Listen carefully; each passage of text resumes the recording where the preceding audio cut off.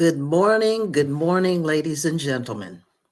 My name is Odette Crawford, and I want to welcome you to the 23rd Children of Promise Conference.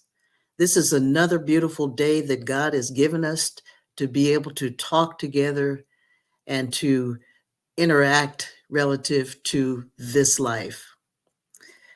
This is the 23rd Children of Promise Conference. This year's theme is Raising Children of Promise, the Digital Dilemma.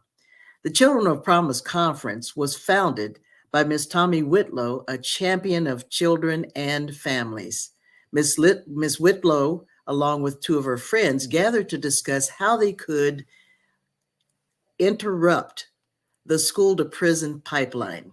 They determined that when parents had the support and resources they needed, they could raise children of promise. So thus began this journey of inviting speakers from diverse backgrounds to provide wisdom, knowledge, and resources to parents and caretakers. Ms. Tommy Whitlow will always be remembered as an advocate and voice for our children and families. Her legacy continues with this year's conference. Thank you for being a part of Raising Children of Promise. One other little note, as I used to talk to Tommy so many times when we were getting ready to engage in conducting our business relative to this most important issue. Every morning, this lady would take a walk down the street, and she would engage even with those people who were unhoused. So her encouragement of the human beings of this world were just incredible. May she continue to rest in heavenly peace. Next on my agenda, ladies and gentlemen, and I know that it's a little after 10 a.m. West Coast time. And those of you on the East Coast, good afternoon. I would like to introduce our Mistress of Ceremonies.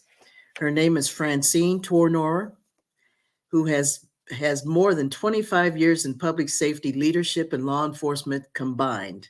As a self-proclaimed motivated public servant, throughout her career, she has successfully built effective relationships between the community and Sacramento's public safety departments. Ms. Tornor most recently served as the Inspector General for the County of Sacramento, where she conducted complex investigations and audits of community complaints of Sacramento County Sheriff deputies. Additionally, she served as a governor-appointed board member for the California Board of State Community Corrections from 2017 to 2019. We are grateful to have Ms. Tornor serve as our Mistress of Ceremonies for this exciting lineup of speakers. You are in for a thrill, ladies and gentlemen. And this lady, Ms. Tornor, I tell you what, fabulous person. I had a chance to interact with her and do some work with her in Sacramento County, and you are in for a treat. God bless you all, and let's intake and continue to want and engage in creating children of promise. Thank you.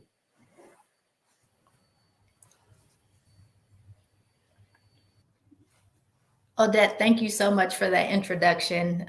It's a little hard to follow, but I appreciate the board giving me the opportunity to interact with so many in the community that have an interest in looking into the safety of their children.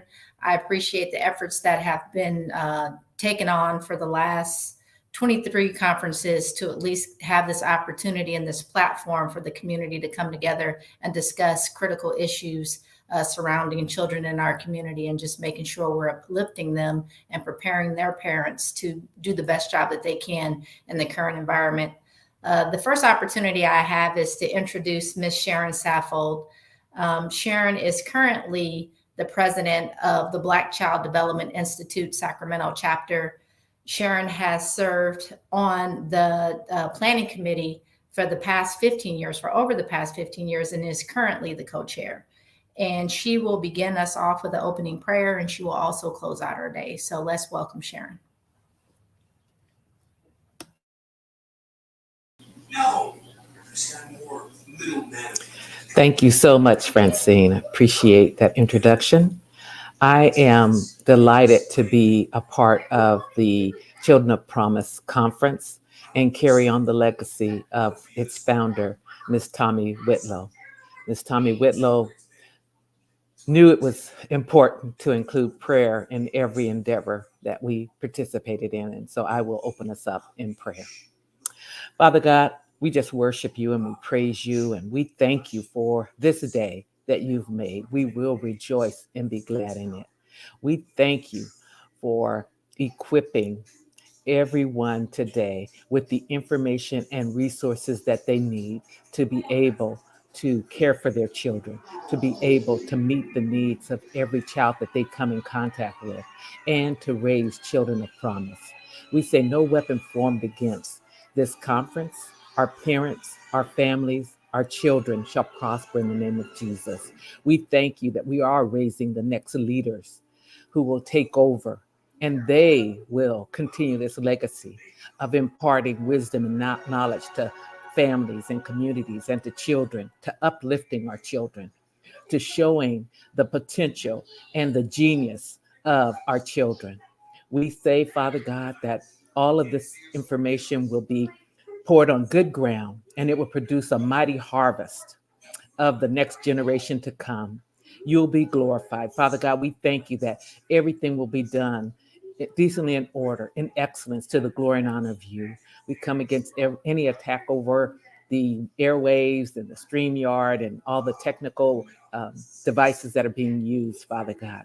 We thank you and praise you for giving us everything that is needed to be able to support and uplift all families, all caregivers, and all children. In Jesus' name, amen.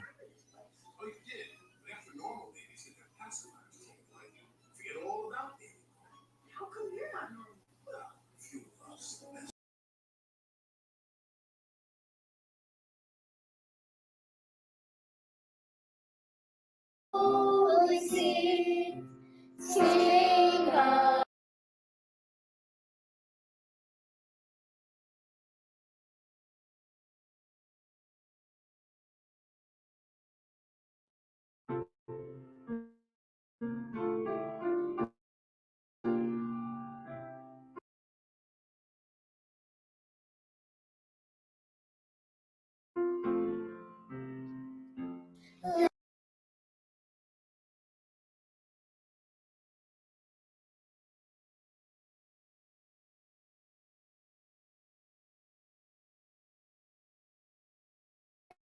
Lift every voice and sing.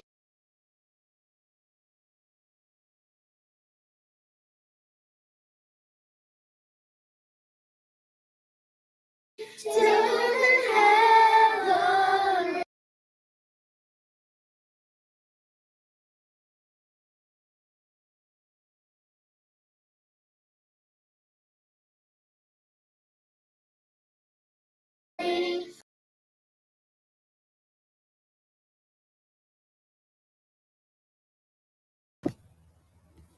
Sorry, you guys, we're having some technical difficulties with the video. We planned on having a rendition, a kid's rendition of Lift Every Voice and Sing. I would do it for you, but I think you all would jump out of the conference immediately. So I'm going to spare you that.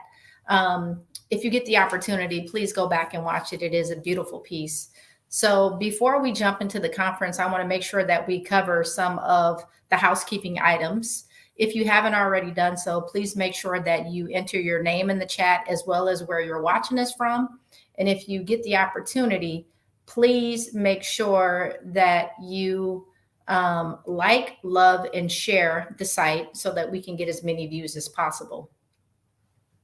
What we're going to do next is make sure that we go into the chat, and we're going to have a stream as well with our email address. For those of you who may have any specific questions for the presenters, if you can email us your questions, we'll be back, make sure that we get back to you at a later date. We also want to make sure that we show our appreciation for you attending this conference today.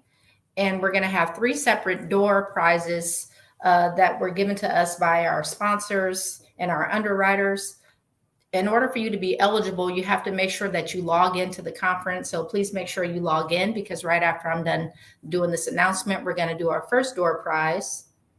And we also want to let you know that the winners are going to be announced during the show, and you have to be present. You will call in to the number that we will give you to claim your prize once we pick a prize winner. So next, Miss Kathy Wilson of Children of Promise Committee is going to start our first door prize session.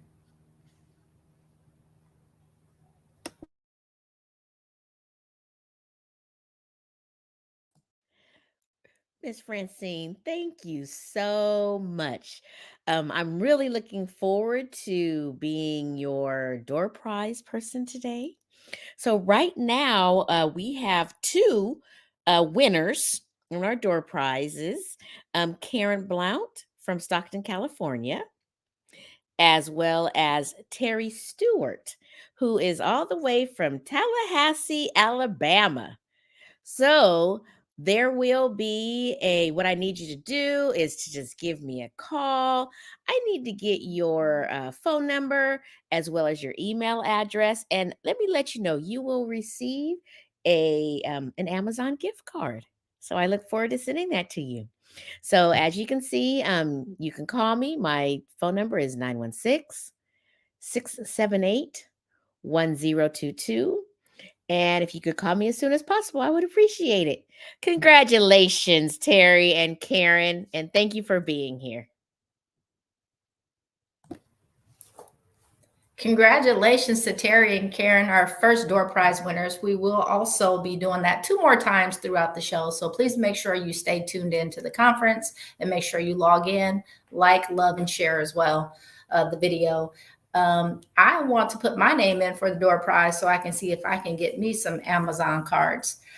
Today we have a couple of speakers that were going to speak to us about keeping our children safe, especially in the Sacramento community and surrounding the internet and some of the threats that could be there. Our first speaker that we have up is Detective Jessica Lanahan, who has been working with the Sacramento Police Department since the beginning of 2016. She spent 6 years as a patrol officer, and she's currently assigned as a detective to the Sexual Assault and Child Abuse Unit, also known as SACA. She investigates a variety of crimes against children aging 0 to 13, in the ages of 0 to 13, and she presents cases to the district attorney's office for prosecution. She's also a member of the police department's crisis negotiation team.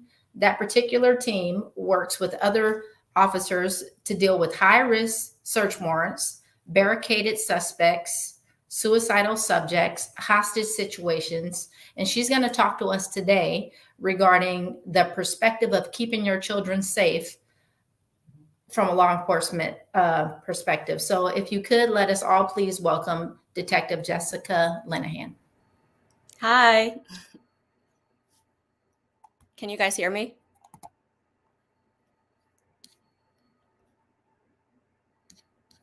Okay, I appreciate you letting me on here. And a lot of the stuff that I'm going to go over is probably going to be common sense, but hopefully some of these things you guys can take with you for future and help you out with this internet safety.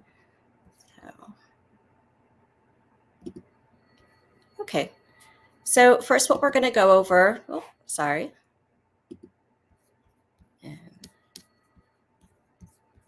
me get my stuff here real quick. I apologize.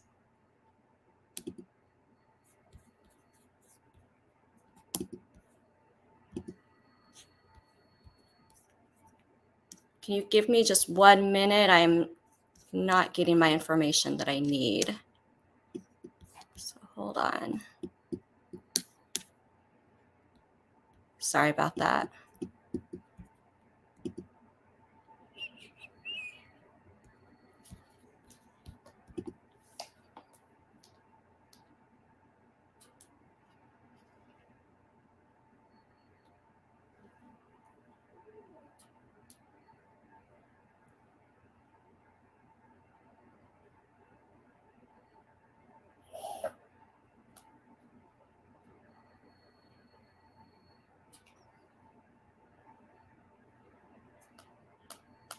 Hmm.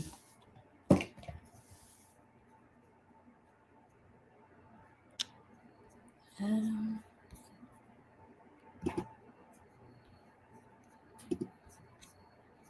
I'm sorry, I need to take a break for one moment. My slides aren't coming up on my end and I can't see it.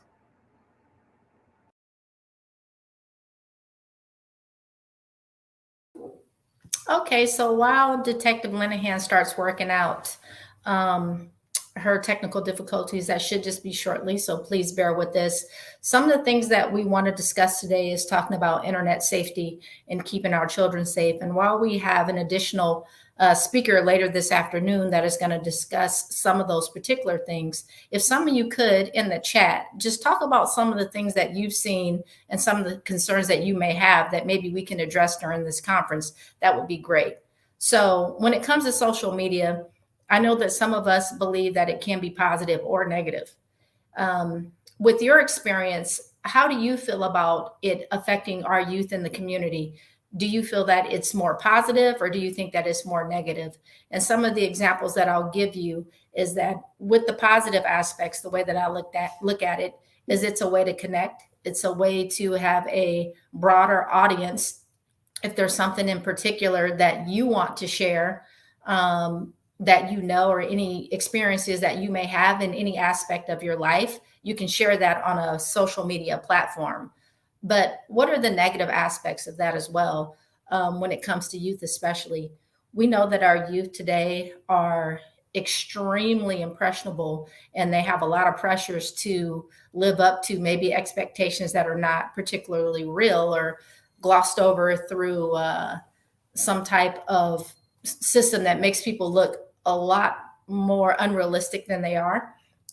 Just looking into the chats, would anybody like to add some of their impressions or their opinions regarding how social media can be positive or negative? If you have something that you want to share, please do so in the chat while we figure out this technical difficulty in 1 second.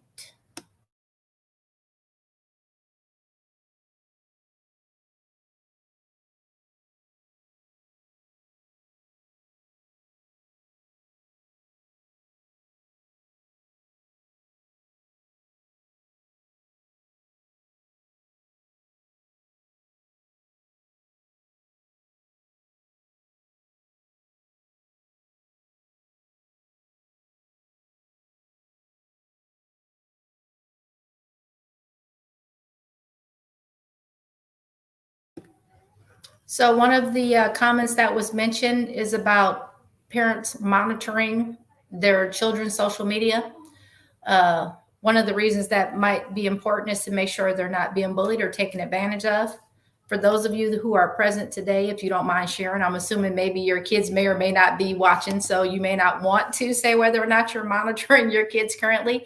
But if you're open to having that conversation with us, what do you feel about monitoring your kids and their social media?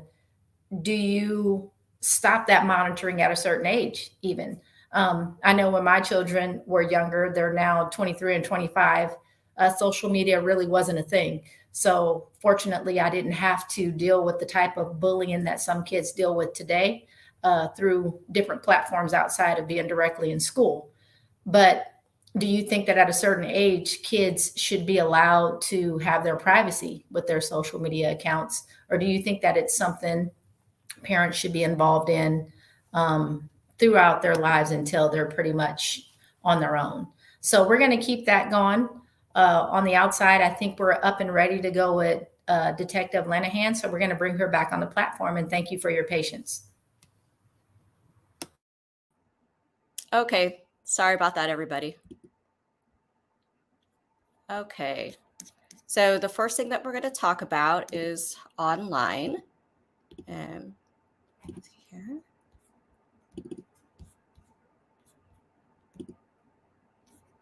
Okay, here we go.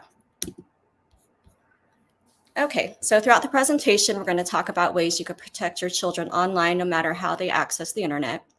Kids go online from school computers, friends' computers, laptops, tablets, cell phones, MP3 players, iPod Touch, and gaming consoles like PlayStation, Xbox, and technology is changing all the time. Kids are constantly finding the newest websites, apps, and gadgets.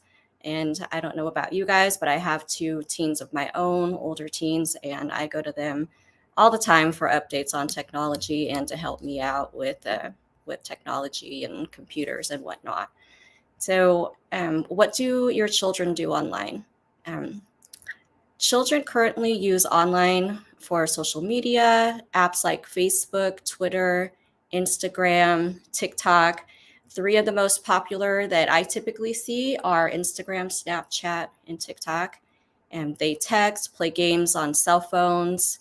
They use Google to help with their homework. And they play computer games, PlayStation, Nintendo, virtual games like Minecraft, Roblox, download music from iTunes, watch videos on YouTube, download apps from the App Store and Google Play. Today, we're not going to go over every app that your child may use, but we'll go out and look at some information regarding how to check your child's browser history, use privacy settings, and how to report on the various apps and websites your child may be using. So, safety and security issues.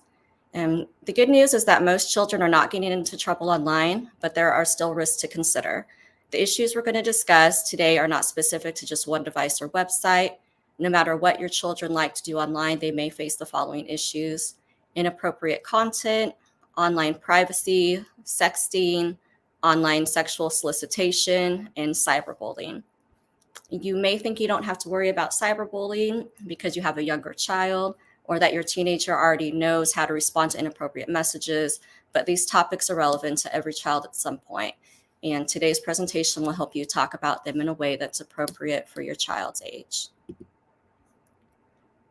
So there's risks at every age when it comes to online. In younger children, we typically see netiquette, looking at inappropriate content, pop-up passwords, not trusting everyone you meet online.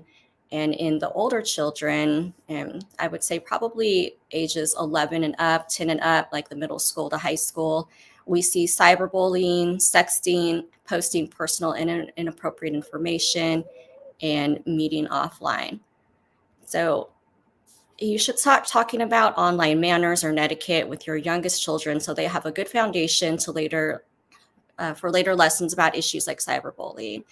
You can start talking to your tweens about not posting revealing pictures and evolve that into a frank discussion about sexting when they become teenagers.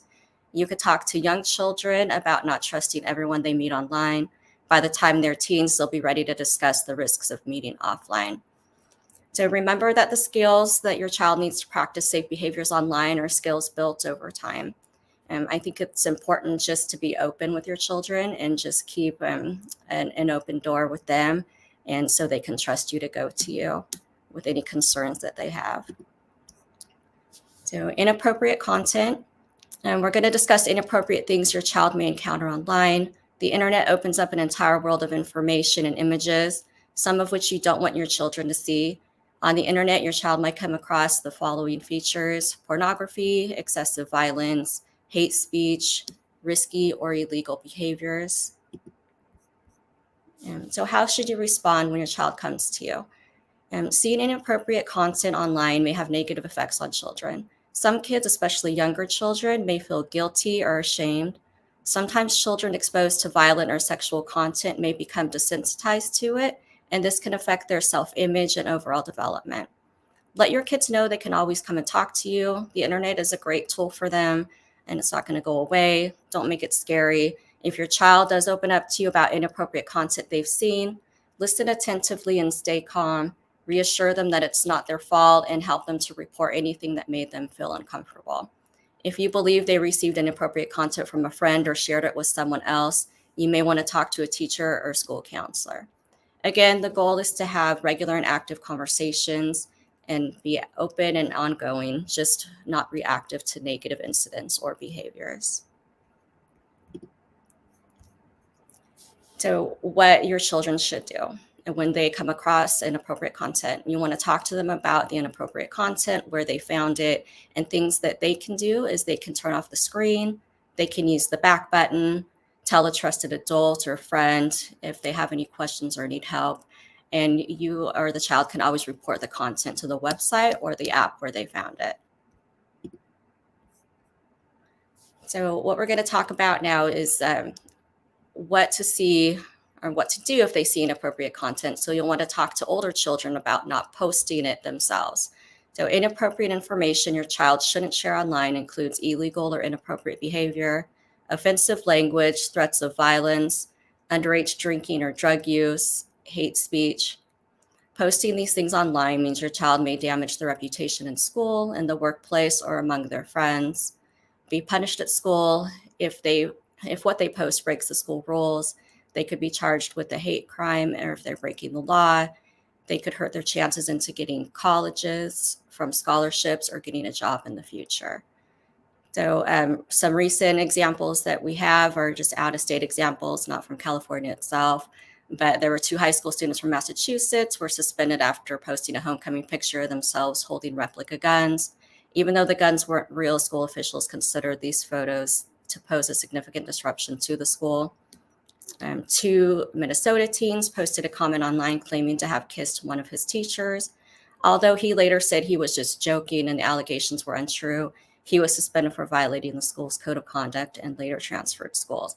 And these things are happening locally as well. There's been plenty of times we go to calls for service, children get upset, they say things they don't mean, and they post it online.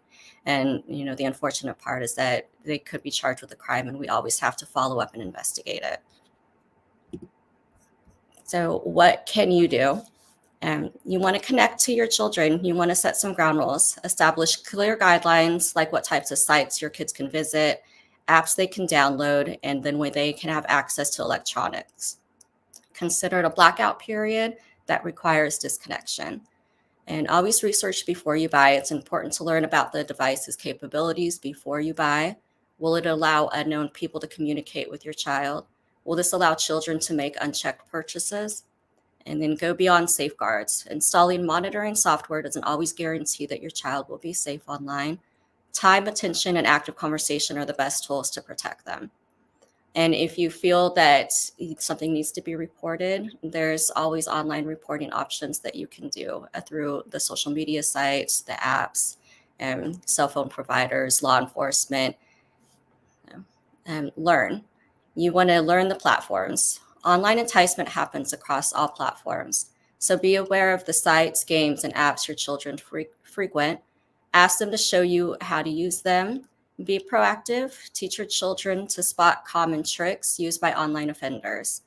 The most common tactics used to entice children were engaging the child in sexual conversation, role play as a grooming method, directly asking the child for sexually explicit images, or offering to mutually exchange images, developing a rapport with the child through compliments and other supportive behaviors such as liking their online posts, sending unprompted sexually explicit images of themselves, pretending to be younger, offering incentives for explicit material.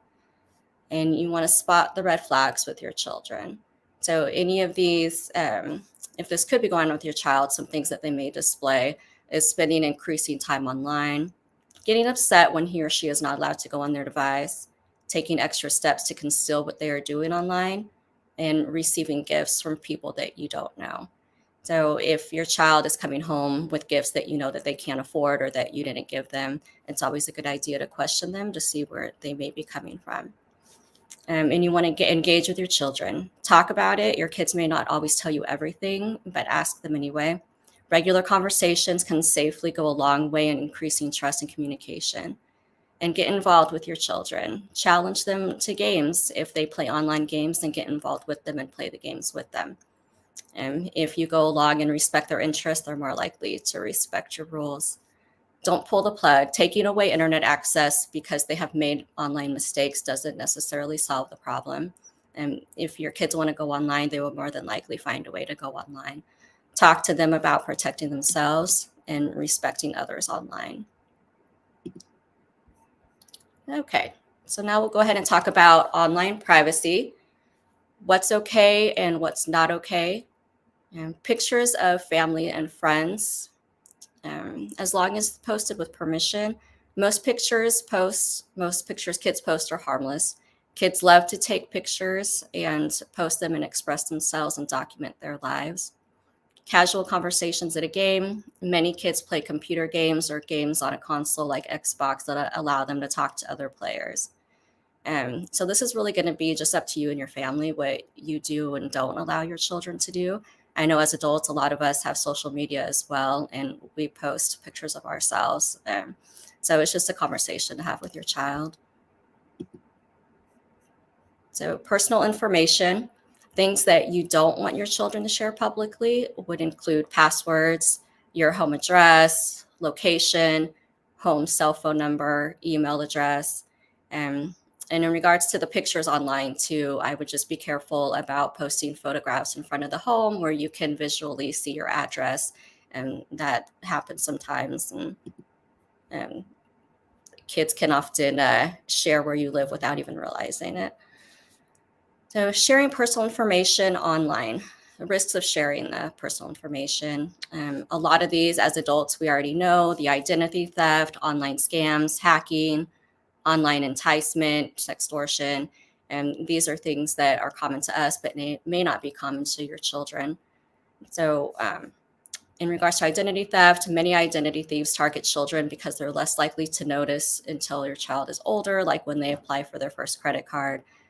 For example, they may steal your child's social security number, names, and birth dates. Online scams. Many children, especially young children, may be tricked into sharing passwords or visiting inappropriate websites by online scams promising prizes or money. Hacking, sharing passwords and other account details can result in someone hacking into children's accounts and pretending to be them, or stealing files and other information you store on your computer. Online enticement. Online enticement involves an individual communicating with a child via the internet with the intent to commit sexual offenses or abduction. And this is a broad category of online exploitation that includes sextortion, where a child is being groomed to take sexually explicit images, meet face-to-face with someone for sexual purpose, or in some instance, to sell or trade the child's sexual images. So sextortion, a new online exploitation crime directly toward children, in which non-physical forms of coercion are used, such as blackmail, to acquire sexual content from the child, engage in sex with the child, or obtain money from the child. And just to think about the sextortion, that is something that we're seeing a lot more of now, especially when it comes to females contacting males. It's typically going to be from a foreign country is what they're doing, and they're contacting these young men, getting pictures of them, and then blackmailing them for money, stating that they're going to send their photographs to family and friends if they don't give them that money.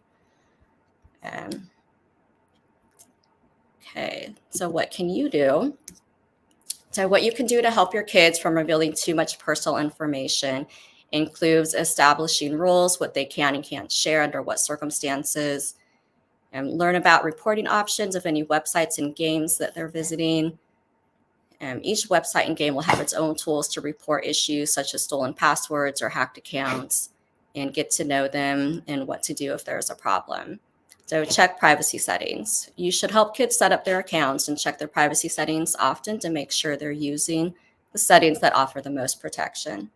Help kids create strong passwords and tell them not to share them.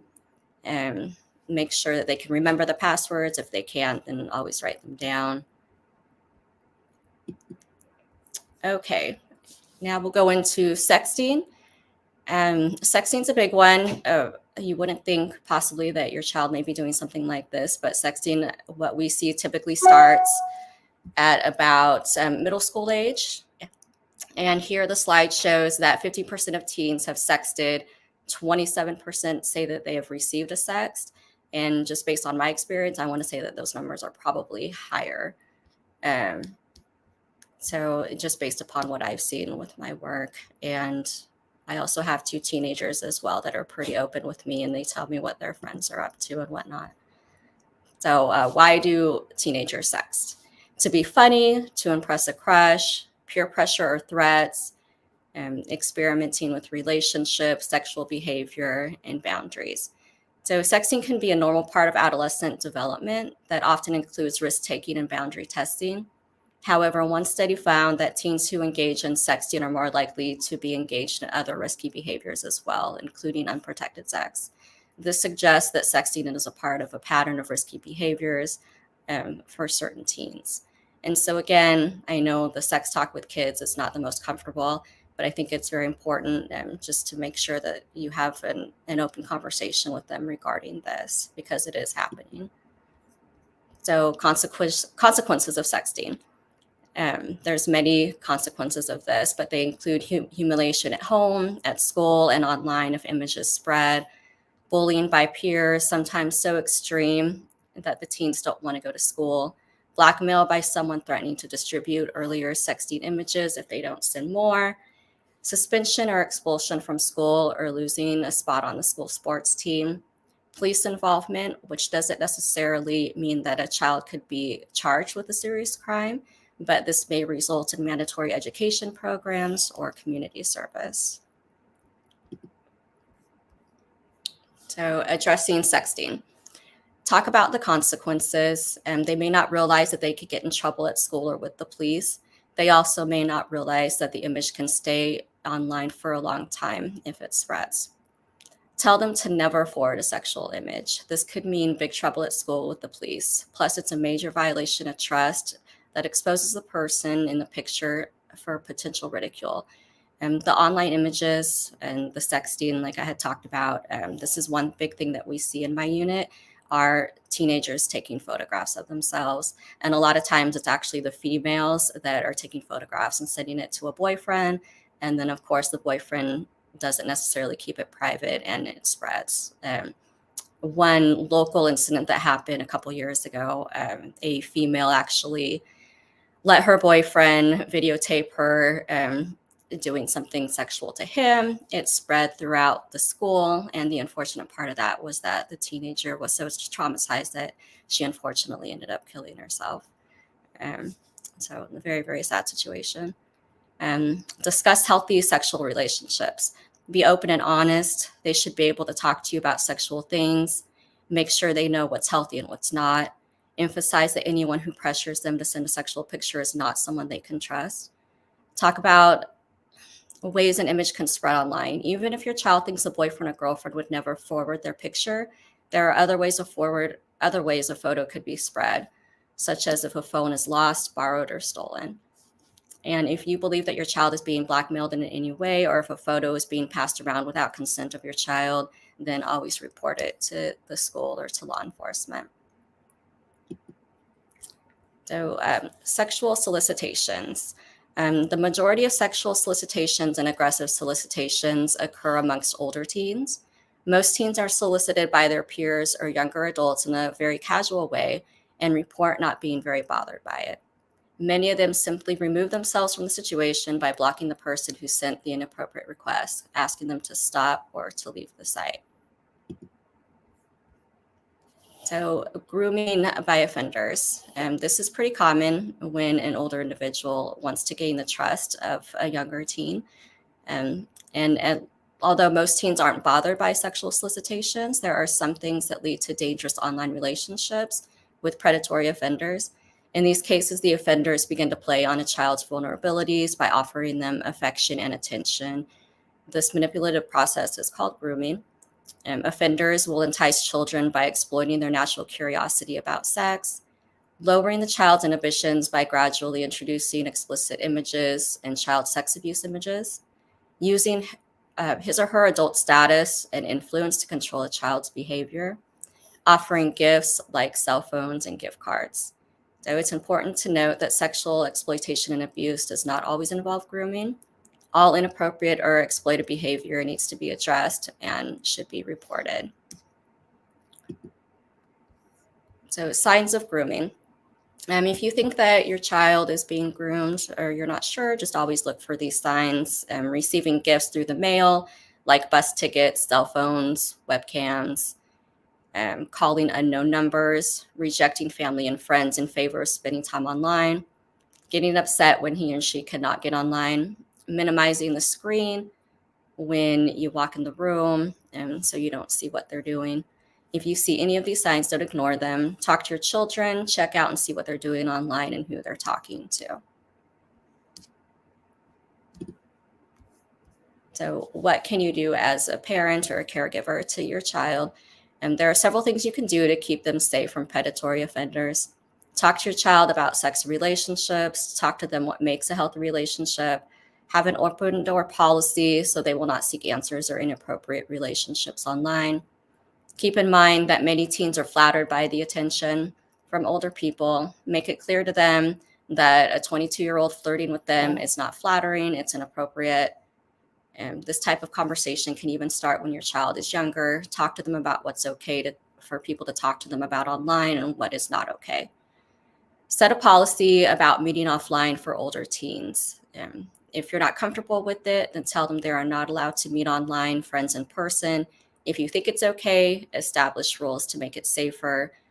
Suggested rules include having teens get your permission before agreeing to meet, go with you or another adult, meet in a public place, and not leave. Know your child's online friends. Encourage them not to accept friend requests from anyone they don't already know. Ask questions about the people that your child has on their friends list. Ask them how they meet, how often do they talk, what do they talk about. Teach your child warning signs. Talk to them about grooming and ways people may try to manipulate them. And if you believe that your child is being groomed, there's a National Center for Missing and Exploited Children cyber tip line, and you can go on there and you can make reports as well. So you can make a report if anyone sends your child photos or videos containing obscene content, if anyone asks your child to send a sexual image, anyone speaks to your child in a sexual manner, or anyone asks to meet up with your child in person. Okay, and now we're going to move on to cyberbullying. So cyberbullying is exactly what it sounds like, bullying through technology like cell phones, social media sites, and online games. Research tells us that about 25% of middle and high school students have been cyberbullied. About 16% admitted to cyberbullying themselves.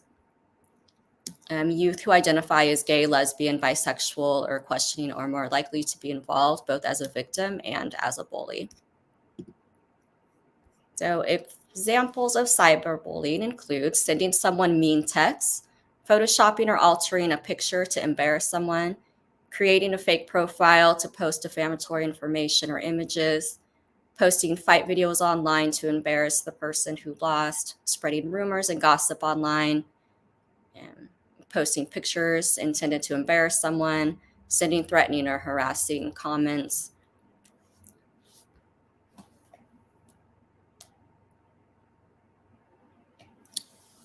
Even young children who don't use social media or cell phones can experience some form of cyberbullying while playing online games or playing in a virtual world.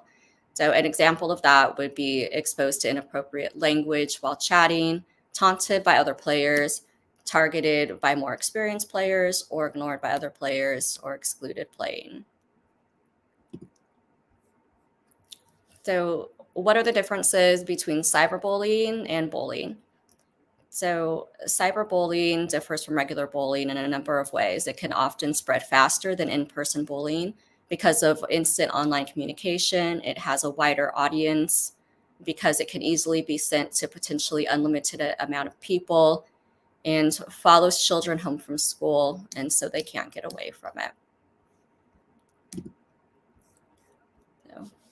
And a cyberbullying victim might suddenly stop using the computer or cell phone, act nervous when they receive an email or instant message or text, seem uneasy about going to school, and withdraw from friends or family.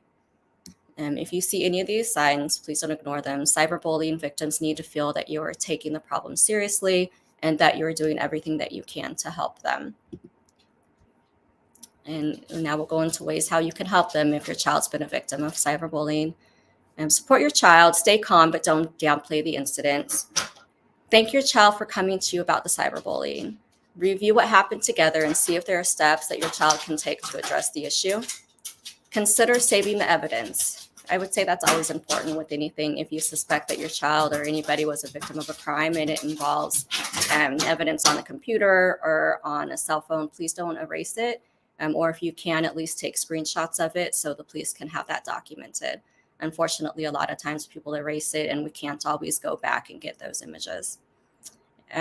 Set up new accounts. This includes email, instant messaging, social media sites, and cell phone numbers. Make sure they not only give you the new make sure they give the new information to only the friends that they trust. And if you need to, remember that cyberbullying can involve in-person bullying by someone at your school. And if that's the case, then you're going to want to get your school involved as well. And like I mentioned before, you can always report it to the website or to the app. So sometimes parents don't find out that their children are cyberbullying others until they hear about it from another parent or another school. So not only can your children be victims, but they can also be the ones doing the bullying themselves. And things that you want to look for is if your child quickly switches screens or closes programs when you walk by, uses a computer at all hours of the night, gets unusually upset if they can't use their computer, laughs excessively while online, avoid discussions about what they are doing, if they're using multiple online accounts or use an account that is not their own.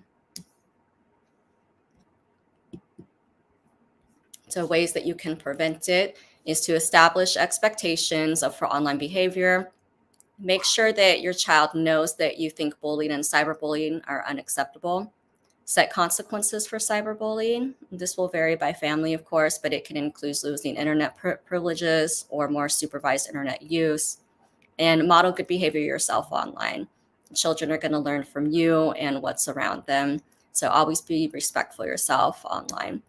And you don't have to tell your children that they have to be friends with everyone, but you should teach them about respecting others. If you find out that your child has already been involved in cyberbullying, you can be open to working with the school to correct the problem if needed. So talk to your child about not being a silent bystander. Talk to them to establish expectations regarding reporting. Make sure they understand that you expect them to speak up when they see cyberbullying happen, because silence only lets it continue. Encourage them to stand up for the victim when they feel it's safe to do so. This might mean being a good friend to the victim, telling the bully to stop, or refusing to join in the cyberbullying. Help them to report the cyberbullying to a trusted adult or to the school.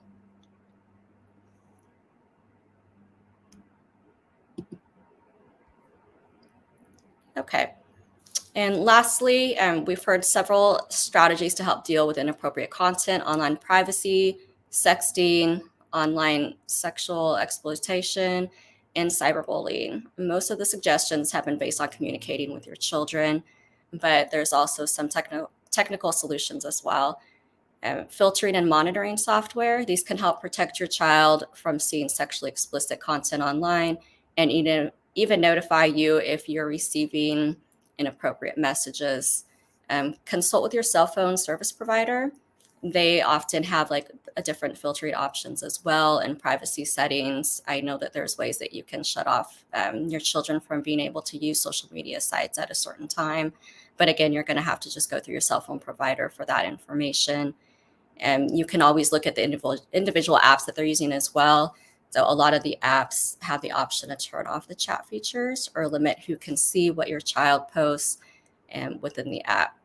So you also can explore built-in security features for programs and websites. And again, these also have their own privacy or filtering devices as well. And that concludes my presentation. I appreciate you guys letting me be here. And if there's any questions, I think you guys could ask questions now or type questions. I'm not sure how that works.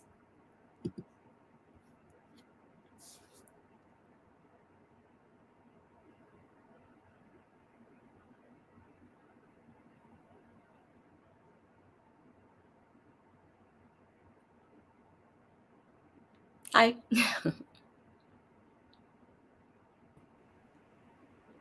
Hi, Jessica.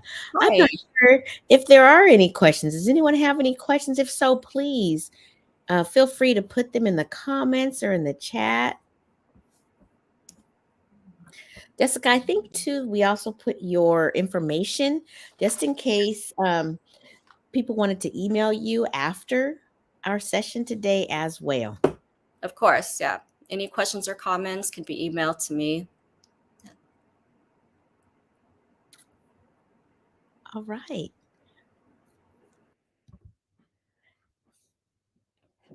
I just want to thank Jessica so much for sharing all that information that we, as trusted adults in our children's lives, should use and really share with our children as well.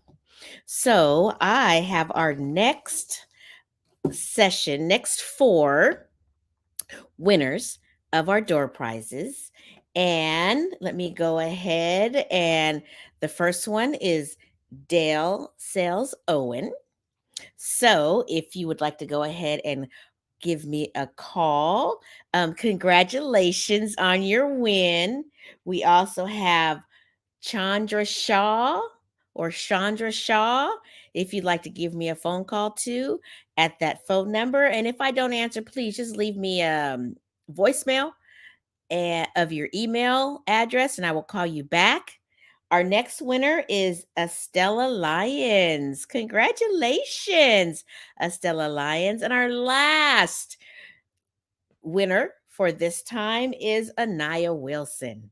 So if all 4 of you could either call me back, text me your email address, I will be happy to make sure I send you your door prize after our conference today. All right, let's keep on going on with our next speaker. Thank you.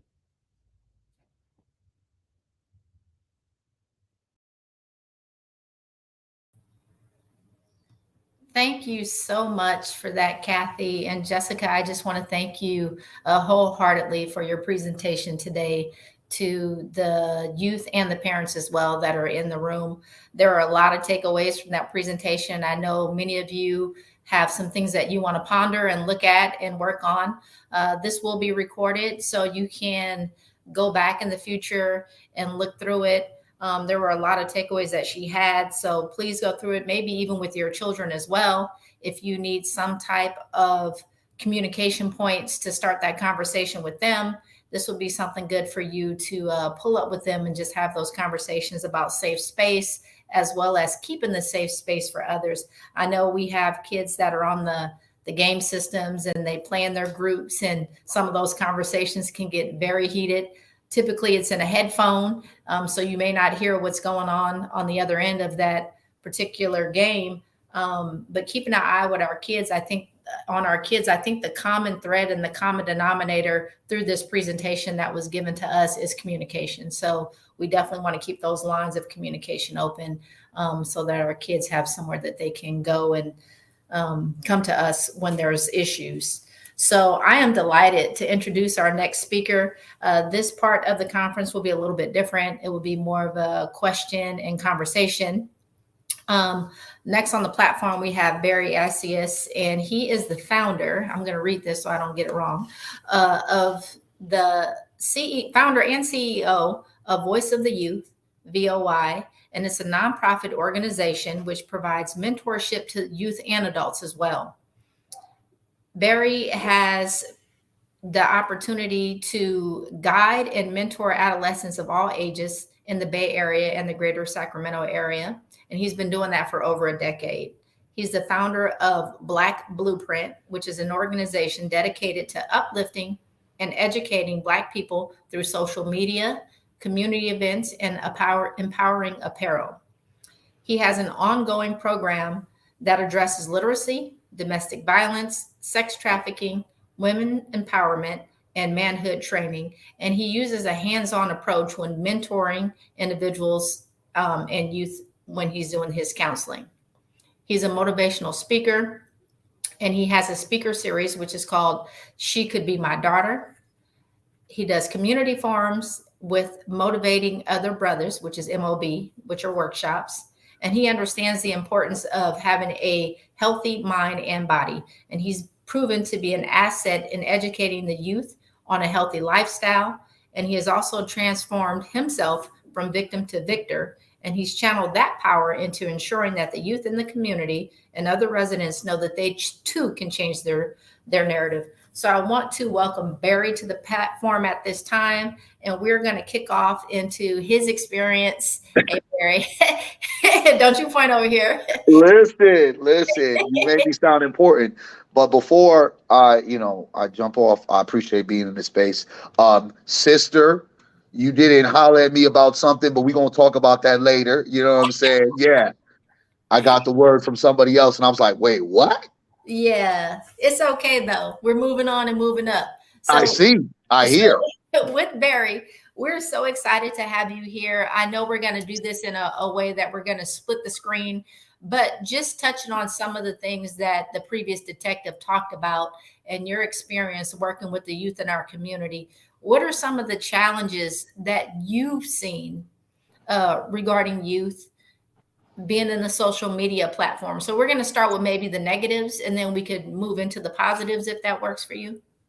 Most definitely. The last speaker was spot on, and I'm hoping that folks really pay attention, especially parents, because the kids are going to do what they're going to do.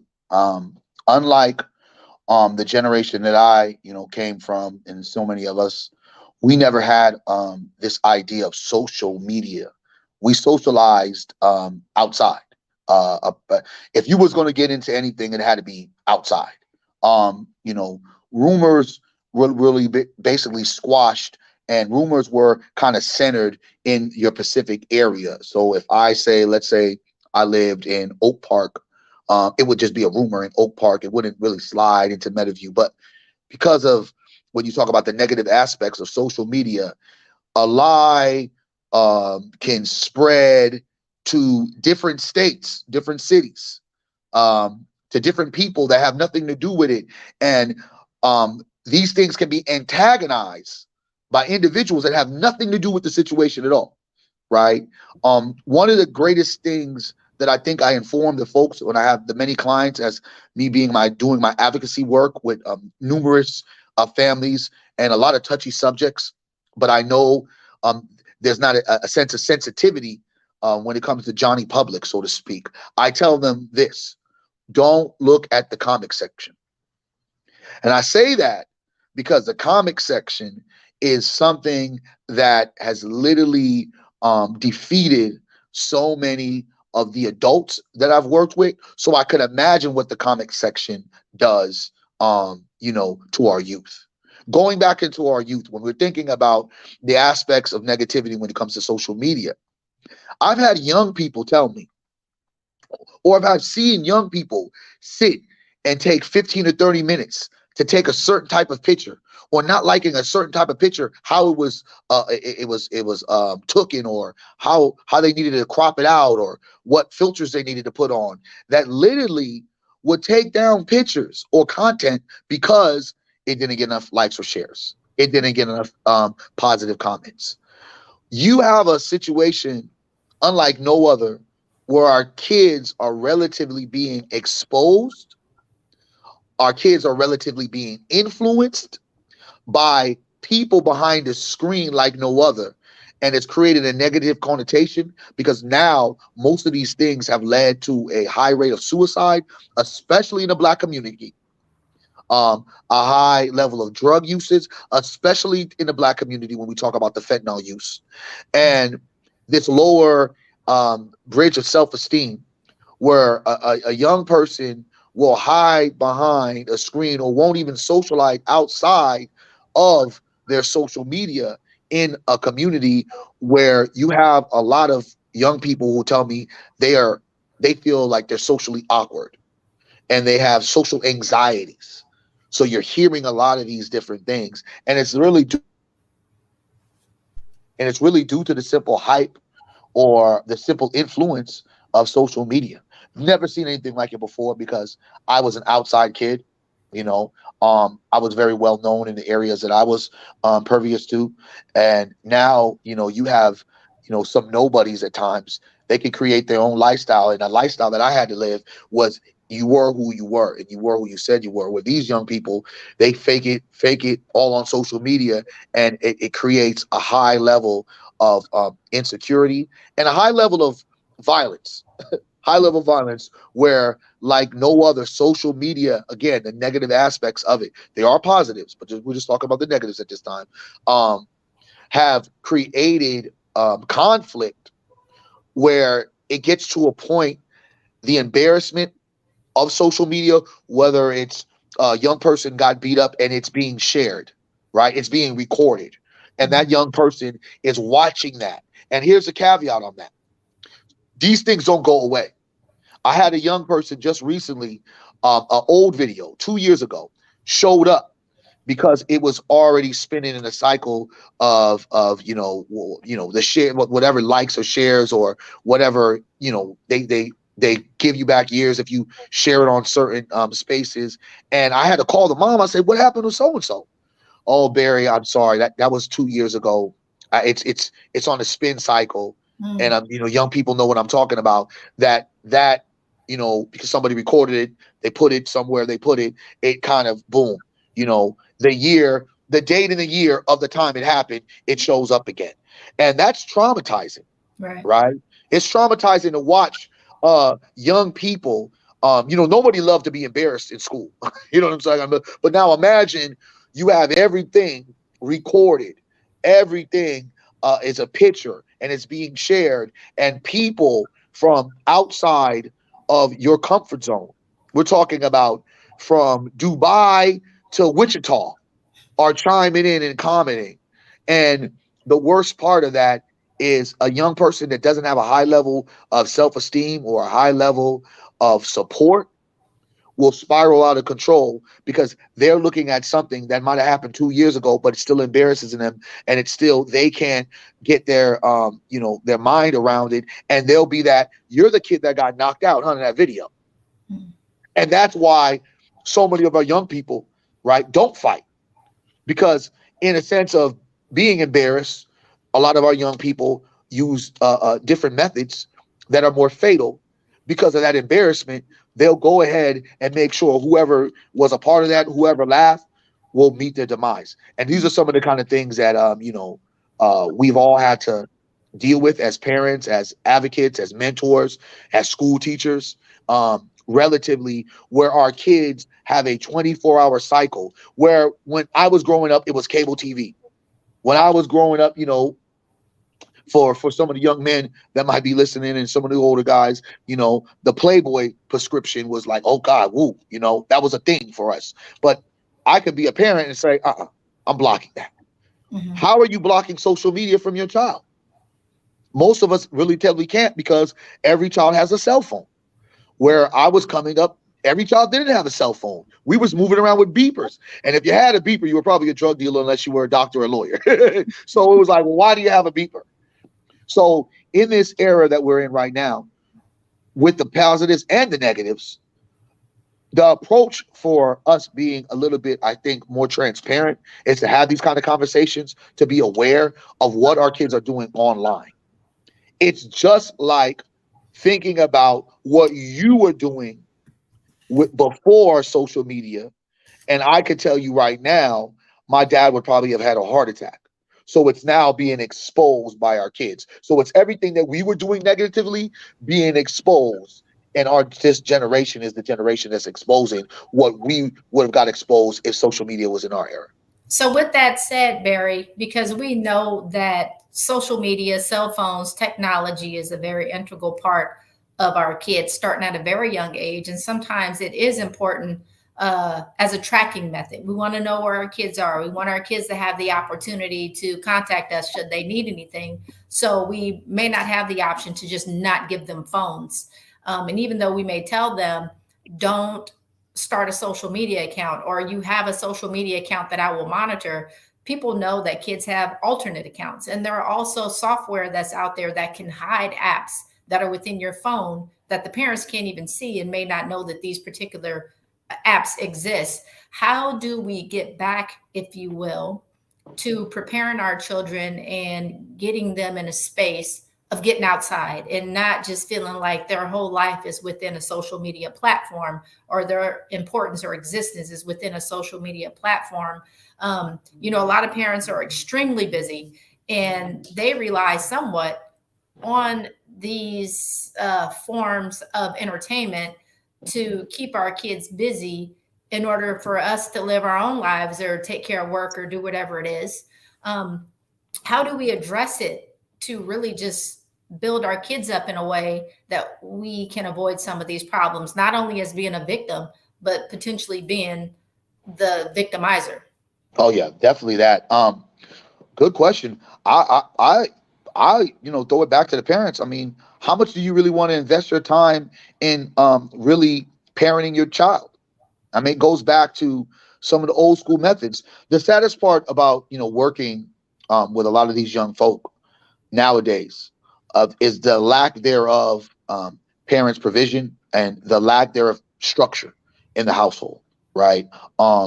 We've lost all sense and idea of what the family dynamic should look like. Whether you have a single parent home or a dual parent home, it doesn't necessarily matter, because I know as a father who got lucky, sorry for some of y'all, that when my daughter, who graduated in 2014, and I had, mentored a lot of her kids in the time that Voice of the Youth was, getting started, I could literally say to her, you're not having social media. There's no way. You're not going to be on Facebook.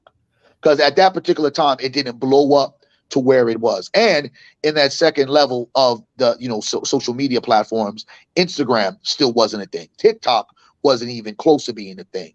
My daughter had struggles in high school. And her vulnerability was definitely at levels where I didn't even really understand it, because I thought that, giving her, positive affirmations would help preserve her. But, bullying is going to be bullying regardless of what it is. The new caveat here, though, is that I was hands-on, and I made sure I checked phones. I checked friends. I hung out with friends. I showed up at schools. Right. I even when she tried, as you said, to sneak an account, that was, we're not doing that. And then sometimes I took away phones when it was necessary, because I think that this idea and this notion for us to always believe, I think sometimes a lot of parents use this as a crutch to actually have social media take care of their child, because I see it often at a younger age where they're giving a child a phone. Like, take this. Child is screaming. Child is acting up. Just here's a phone. You're starting the negative behavior of the need for social media. A parent asked me, my child is going into the 6th grade. Should I get her the phone? I said, phone for what? I said, do you pick her up from school? Yes. Okay. But no. Because once you give her that phone in 6th grade and you don't have really any notion of thinking that you're going to be able to, because there's no way you can police when they have the phone, because there's going to be a time that you're not there where they're going to be on their phone, on social media, right? You start setting yourself up for the traps that are going to come. I say that you have to start being aware, and when you give that phone is like a responsibility, not only for the parent but for the child, to walk through the avenues of what social media is, and let me see your page, and let me befriend some of your friends so I can see your other page. You know what I'm saying? Because you just got to be as sneaky as these kids. Right. I mean, real talk. We can't at this particular time, while the kids are playing PlayStation 5, be at a level of parenting where we're still playing the Atari. And some folks will know when I'm going back that far when I'm talking about the Atari game console. Yes. If parents really want to do the due diligence, you got to be, and excuse my language in this piece right here, you got to be in your kid's shit. And I think that you can develop methods to where children are not getting on social media or even having cell phones by the time they get into 3rd or 4th grade, unless you have a dual household, unless, there's something that you just have to let them have a phone. But then you don't have to have the latest iPhone. You don't have to have the best Samsung. Give them the basics. Right. Dial, text. You barely can get on the internet. So for us as parents, we have to do a better job at introducing the world of social media, where in counterplay, the kids have introduced us to the world of social media, as well as I've asked kids, when's the last time you had a sit down dinner or lunch or whatever with your parents? And these kids look at me like, what's that? Get back to those things. That's Right. what I did as a parent. That's what I do as a mentor. Every time we call it breaking bread, we get it. I don't care if it's one of their little favorite fast food spots. We're going to break bread and we're going to get into the beat of the conversation. I'm going to start listening more, talking less, and interjecting when I feel it's time. But that's where I'm getting the source of information and understanding the scaling of where our kids are at this particular time. And some of the things that you can find out as a parent is just by simply slowing it back down, going back to basics, and just asking just, simple questions. But I just don't think that we as parents are taking enough control back. I think that we've become slaves to what the industry says. I gave kudos to a parent who has a daughter who's a junior in high school that says, I won't allow her to be on social media. I said, you know what? I gave her a high five. I said, kudos to you. And she said, there's pushback. But at the end of the day, we're still the parent. Right. And Now, they get over it. Yeah. And then at the end of the day, they're still a parent. Unless you have a child that's invested, because I know the positive side of social media, the connections, the advocacy, the activism, actually the financial gain that you can gain from that. But let's look at the anxiety, social anxiety.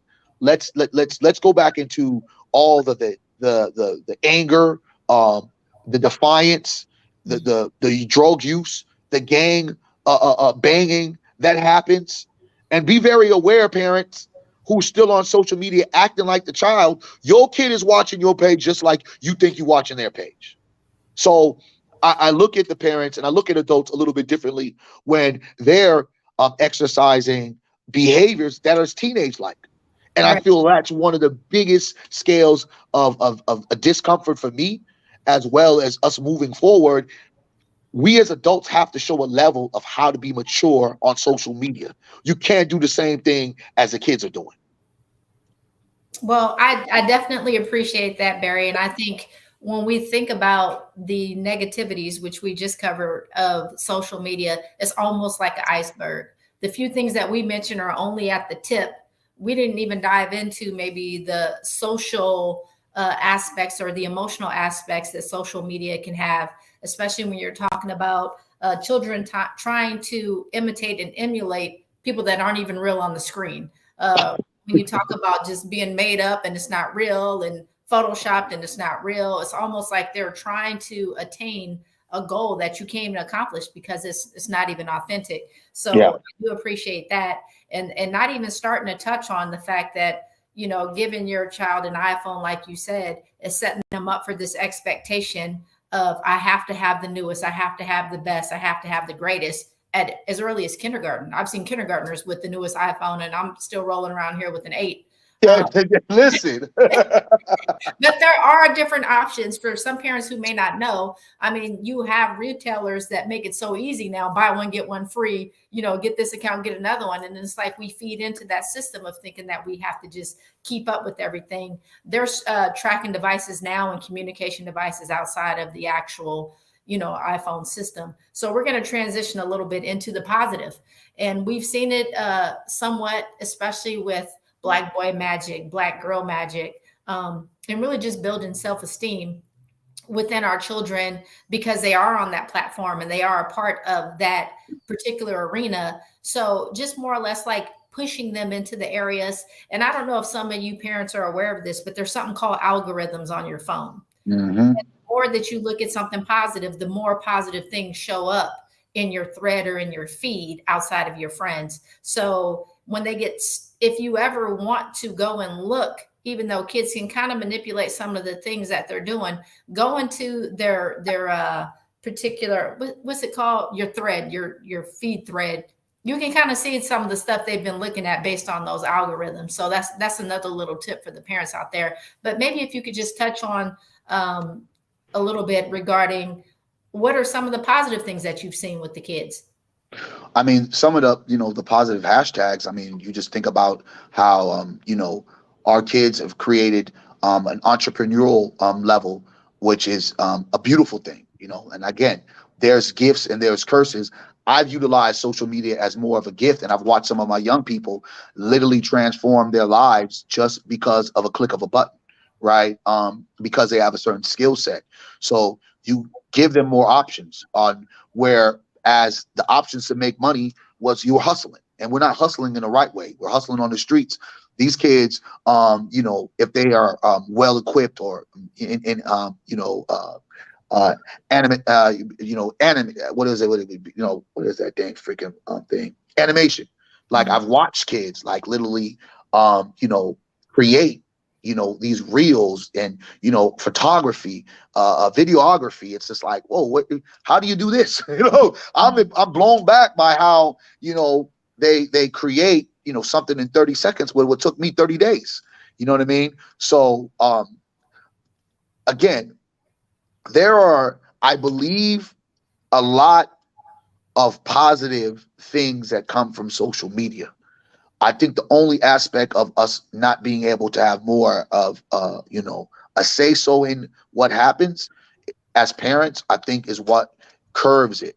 Because when I hear a kid, doing like a social media podcast, and it's talking about teen life, or different negative imagery but positive imagery, or a kid can be able to connect with somebody in a school that they want to go to. Like kids are not able, like say I'm not able to go to Atlanta Clark or something, and I'm in Sacramento. How do I connect with somebody? I can connect with somebody from Atlanta Clark via social media. The networking aspects of social media for the youth is huge. Mm-hmm. The ability to speak their truth when it's directed in a right place, and they're given a good enough information where they're not speaking falsehoods, because that's a lot of stuff that happens on social media. Right. It's important because social media has powered the young people's voice.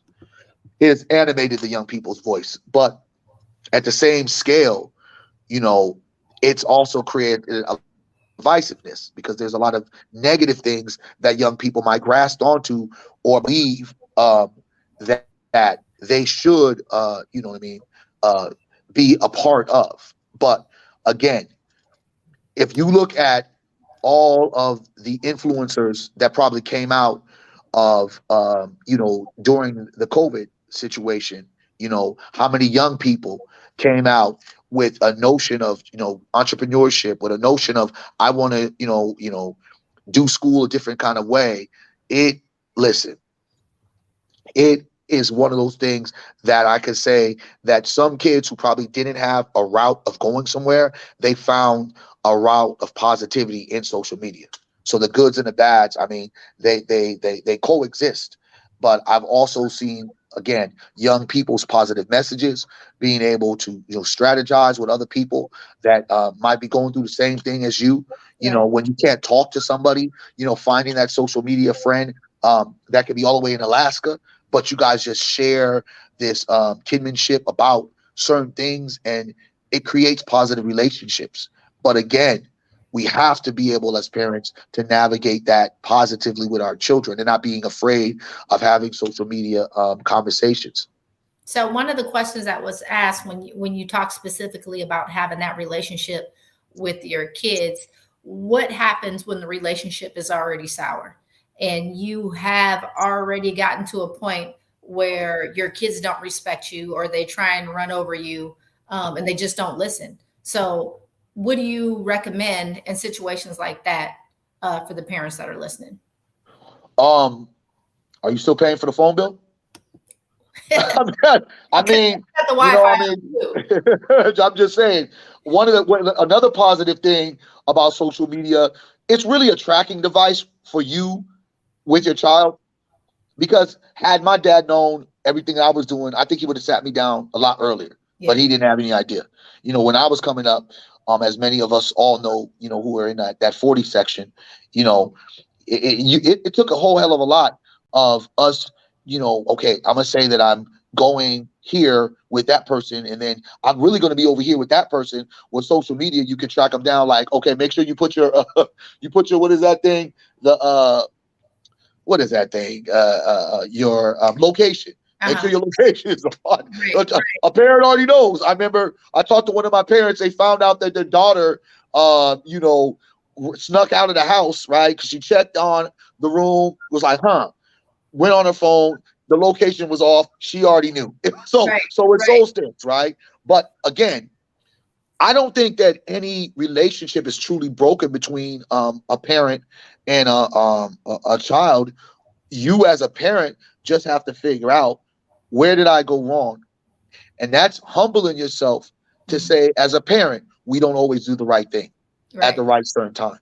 right. And whatever backlash you might be receiving might be on something that you might have done previous to what is happening that you may not be aware of. Mhm. I never believe that a parent, if they are open to sit there and say to themselves as well as their child, I'm sorry for anything that I may have done, right, to harm you or to reject you, and to not take your feelings in consideration.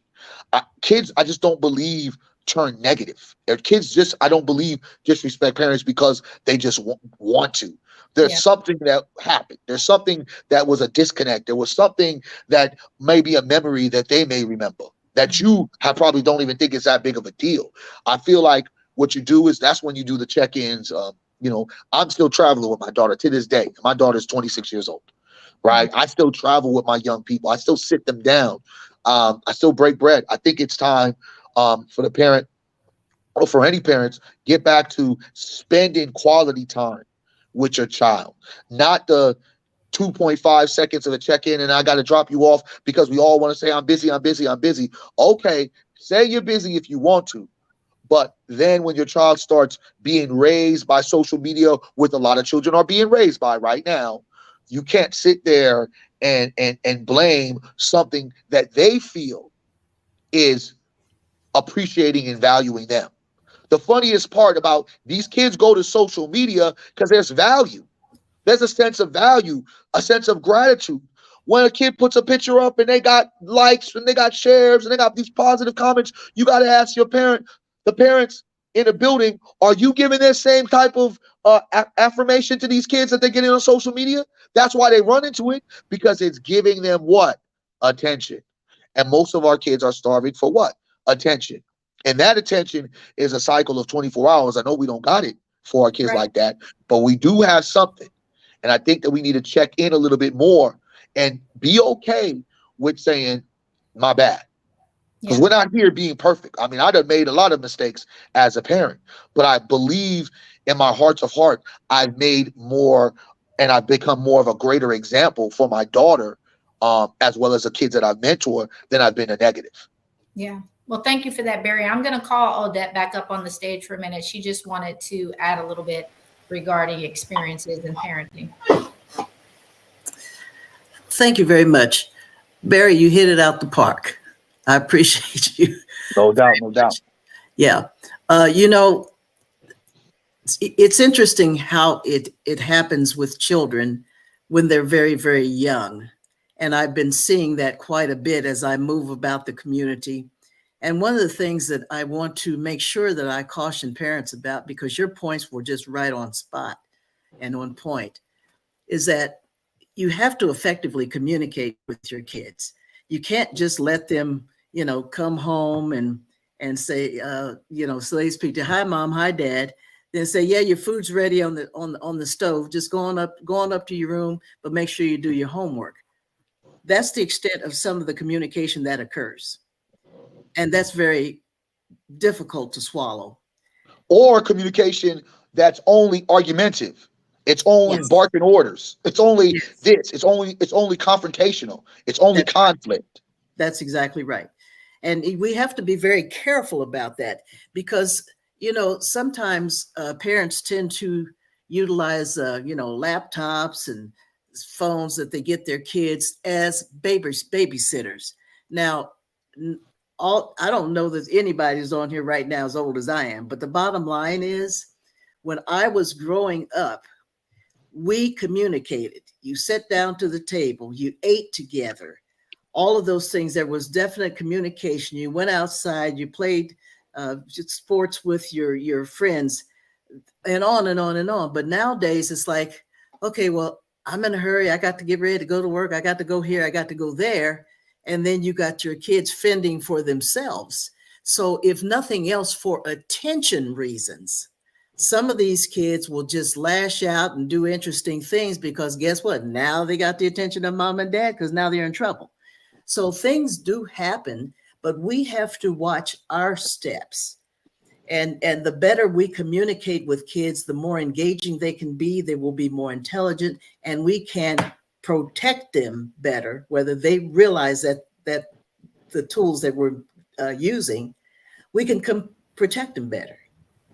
And I really want us to not to forget that effective communication. Let me make one more point. For example, I have vitiligo. I'm black and white. You don't know how many times that I walked into a store and some little kids, they might be 6, 7 years old. And I never will forget this one little boy said, "Mommy, mommy," and he was a little white boy. "Mommy, mommy, what's wrong with her face?" And the lady was snatching him up. "Oh, stop. That's not nice." And blah, blah, blah, blah. I said, "Ma'am, excuse me. Children want to know. Can I please talk to your son? Let me explain it to him." And, so that he'll understand it's not anything that's catching. So I took my hand, rubbed on his little hand. I said, "See, sweetheart, it's okay. And I'm doing fine. I feel okay. I feel good. And I'm so glad to meet you." And I said, "Do you have any other questions? Never shut them down. You have any other questions?" And the little boy said, "Would you like to play with my truck with me?" That quick, everything had shifted. The mother looked at me, mouth dropped open. I said, "That's all I'm asking. Please allow your kids to ask questions they want to know. Do not shut them down." That's where you get the effective communication. And thank you for the time. Thank you, Odette. Thank you for sharing that story as well. No, that was a beautiful story, Queen. What I always find that it's interesting to me because I feel like social media is an eye-opening of what you as a parent need to be doing a little bit better when it comes to our kids. Because, like I said, if I was as bold, if I was just as disrespectful or didn't care about my last name as some of these kids who have those negative behaviors. I'm talking about showing guns. I'm talking about smoking weed. It's all imagery of another adult. It's all a mirror of an adult that they've seen, whether it's the hip hop artist, the ball player, or the social media influencer, or the other adult that they may see. Right? It all rivals that. I find it interesting because oftentimes, I piss a lot of parents off because of the work that I do in the community, and sometimes that's exposing the bad behavior of young people. I put out certain incidents that happen. Because I'm nice. Okay, well, who's the child? I want to talk to the parent. We can, it's not a sense of embarrassment, but it's a sense of a source of, hey, I could be a resource. What do you want to do? Oftentimes, when those parents are the ones tagged, like, "Ooh, so-and-so, that's your kid." Because someone knows whose child it is. I do know that. Oftentimes, parents will have every excuse in the book to the behavior. Instead of sitting there saying, "Thank you, sir.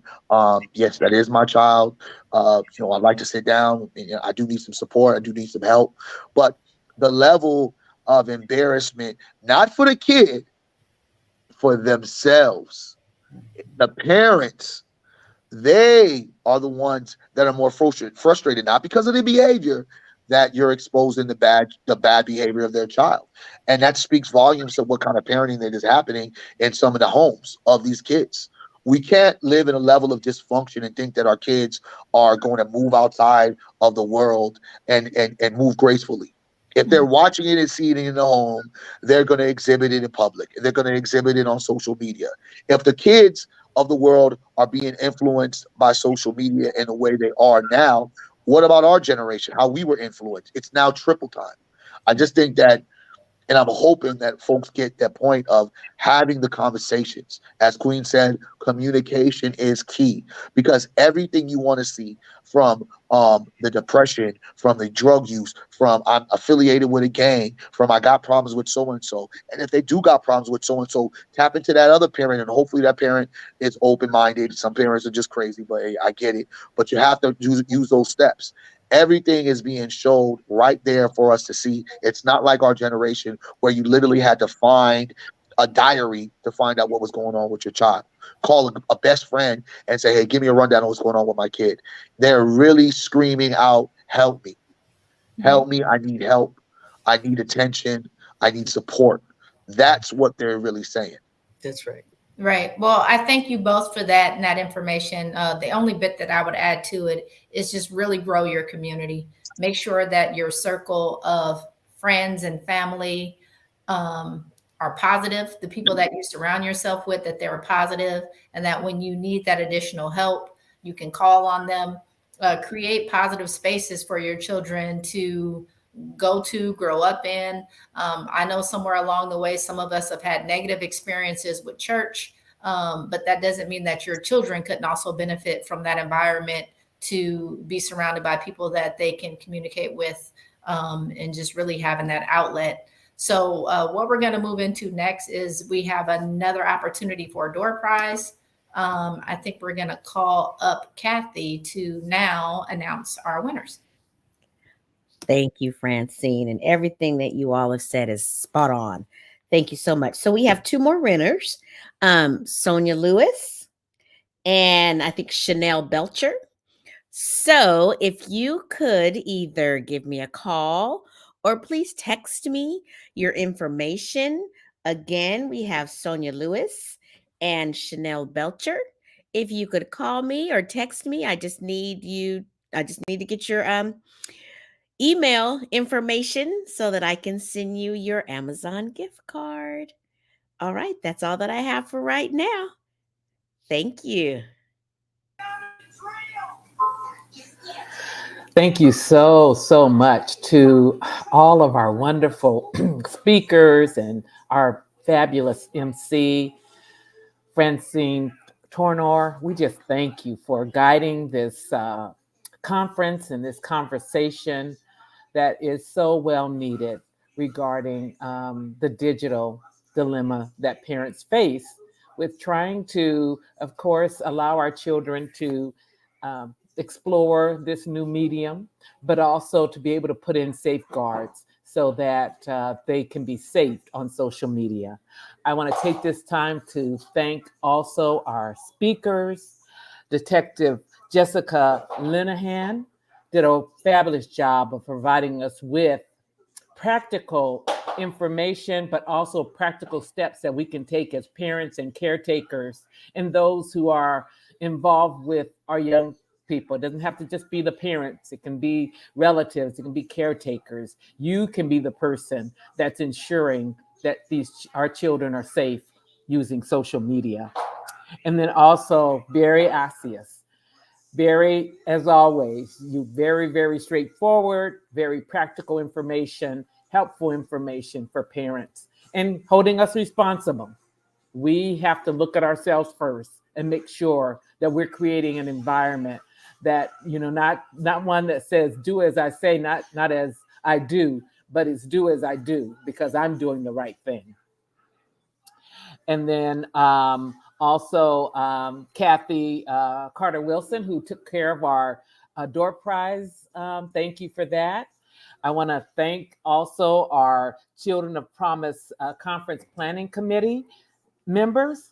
And that would be Deborah Bonner, Cheryl Hughes, Marie Napper, Norma Ivy, Diane Kroon-White, Dale Sells Owen, Kathy Carter Wilson, and Odette Crawford, who you heard. She was our opening speaker for today. Thank you, Miss Odette. And then behind the scenes, we also had Angel Taylor. We always like to include you in our platform. And today, Angel Taylor was helping us behind the scenes, just making sure that we knew who was watching and that we had the names for the raffle and just providing us with the information that we needed to continue on. And our technical support person, Anthony Young. Thank you all so much for making this a wonderful, wonderful conference. And I just also wanted to add in, the theme of this conference was created when one of our committee members, Diane Kroon-White, sent us a report by the current Surgeon General, and he put together a report about the impact of social media on youth and children, and it was an alert about on their mental health. So I put it in the chat. You have that link, the information to get to that link. But I also want to just share with you some of the recommendations that he put forth. And he did it by different groups. So he said policymakers can take steps to strengthen safety standards and limit access in ways that make social media safer for children of all ages, better protect children's privacy, support digital and media literacy, and fund additional research. He also said to technology companies, what they can do better and more transparently is assess the impact of their products on children, share data with independent researchers to increase our collective understanding of the impacts, make design and development decisions that prioritize safety and health, including protecting children's privacy and better adhering to age minimums, and improve systems to provide effective and timely responses to complaints. Then he included parents and caregivers can make plans in their households, such as establishing tech-free zones that better foster in-person relationships, teach kids about responsible online behavior. We heard that from all of our speakers, and model that behavior, and report problematic content and activity. Then children and adolescents can adopt healthy practices like limiting time on platforms. That's self-discipline.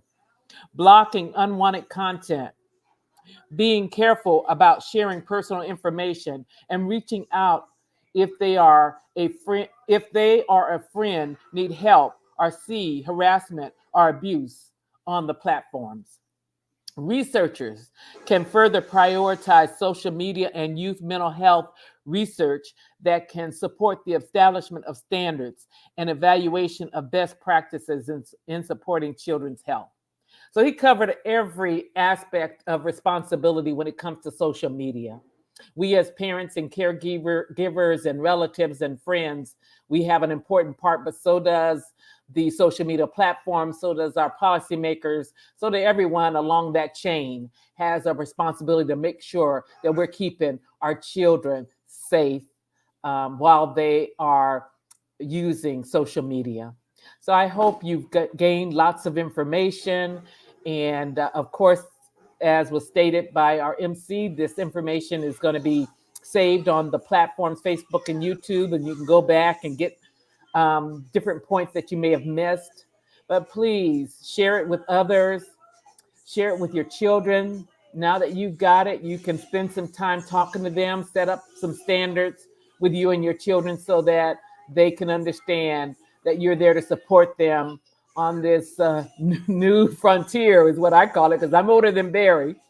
But I did relate to Barry talking about us being out in the community, and you had your neighbor who would go back and tell your parents when you did something. And now it's all on social media. So we do have a responsibility, everyone, to impact and influence policymakers, the tech system, our children, and all of those that are influencing them. So again, I just want to thank our speakers again, our MC, Francine Turner, our speaker, Jessica Linehan with the Sacramento Police Department, detective, and Barry Asius with the Voices of the Youth, and Odette Crawford as our opening speaker, and also our door prize coordinator, Kathy Wilson. Again, thank you so much to all those on our planning committee. We will be holding another conference in 2024. And I just want to give you a sneak preview. In 2025, we will be doing an in-person conference where we will be celebrating our founder, Miss Tommy Whitlow. And we will just be kind of taking you down memory lane of these 25 years of Children in Promise. So just want you to be on the lookout for that. We will, of course, need your support and need your help in making this a wonderful gala. And I also want you, as parents and those online, if there is a particular topic that you're interested in hearing a speaker talk about, please let us know. We are open to that. We want to be relevant for parents and caretakers, because that's the whole point of this, is that we feel that if we can give parents information and tools, that they will and truly raise children of promise. Thank you so much for all of your support, and we look forward to seeing you next year on the Children of Promise Conference.